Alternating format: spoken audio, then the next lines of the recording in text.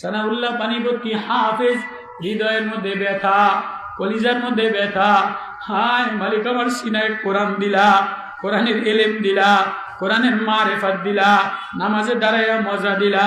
কিন্তু মালিক, এই কোরআন যে দেশে নাজিল হয়েছে, আমি গরিব হওয়ার কারণে ওই দেশে যাইতে পারি না। হৃদয় এক ব্যথা।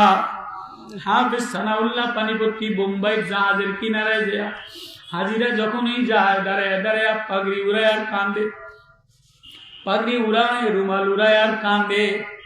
বিশেষ করে এই মৌলবী পাগড়ি উড়াস আর কান্দাস কা, আমি যাইতে পারবো না এই সাগর পাড়ি দিয়া, পাগড়ি উড়াইয়া নিশানা দেই মাওলা, তোমার যদি কোনো কুদরতি কারিশমা এই পাগড়ি মাথায় দিয়া হাফেজ হইলা, এই পাগড়ি হাফেজের মাথায় লাগাইল, তুমি যদি এটার দাম, তুমি যদি এটার কবুল করে থাকো, তাহলে আমার এই পাগড়ির সুতা বায়া বায়া আমারও তোমার ঘরে লয়ে যা।